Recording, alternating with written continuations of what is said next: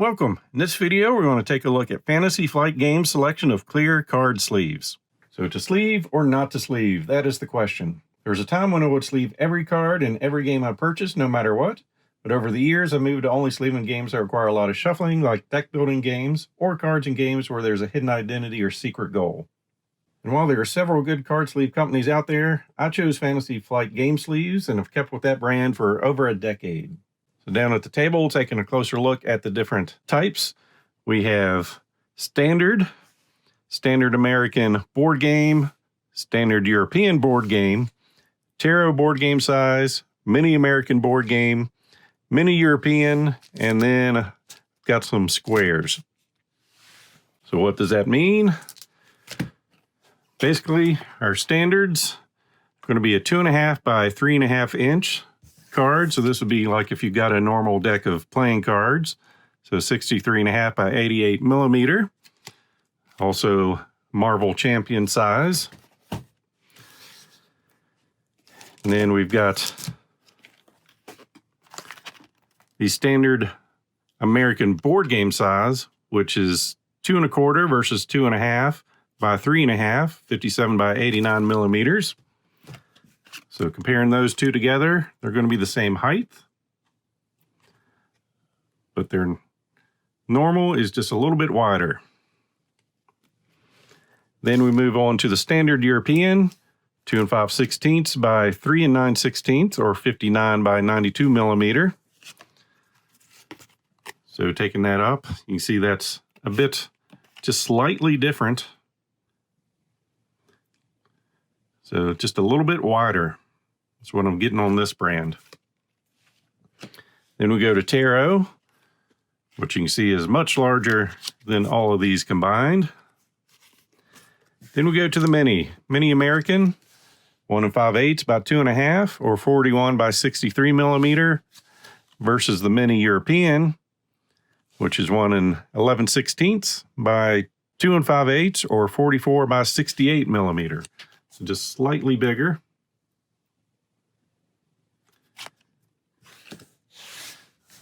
So then we get into, why do we sleeve?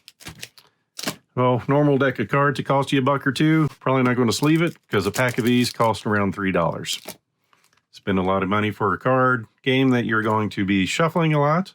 Well, then you don't want it to be bending, cracking, or whatever. So the sleeves themselves come in a nice pack.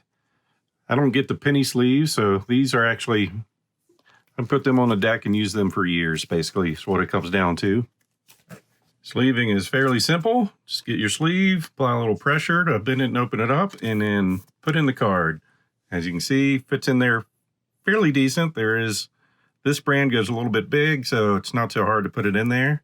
Some sleeves are a little tighter, and you've really got to put them in easily, but these slide right on in. So if you got a lot of cards going on, fairly simple just to go through and sleeve them once you get used to the process. Like I said, just a quick flip to get it open, put in a corner, and keep on going.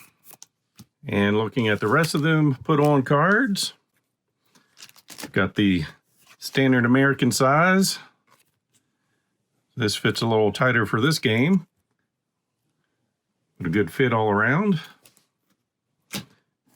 Then the European, I don't have many games of the European size, so this is how that one fits. A little high on the top, but depending on the manufacturer of the game, they might just be a little bit different in size. Then the tarots.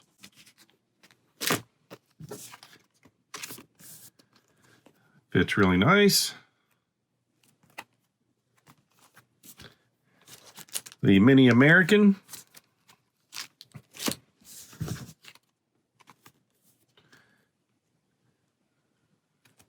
Good fit all the way around there. Then the mini European.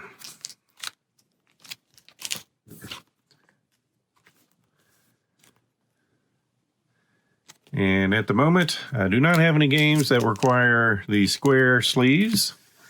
One other benefit of using Fantasy Flight supplies is on the back of their games.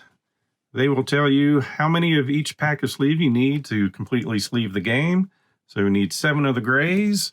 So each of these are color coordinated. So the grays are going to be the standard. And then 1 of the yellow, which is the mini American. So green for standard American, purple for European, orange for Taro, yellow, and then red for the mini European, and blue for the squares. So that's a quick look at the brand of sleeves I prefer. Let me know in the comments below what preference you have for card sleeves. And as always, I hope you enjoyed this video, so please click on the like button below and be sure to subscribe. Thanks for watching.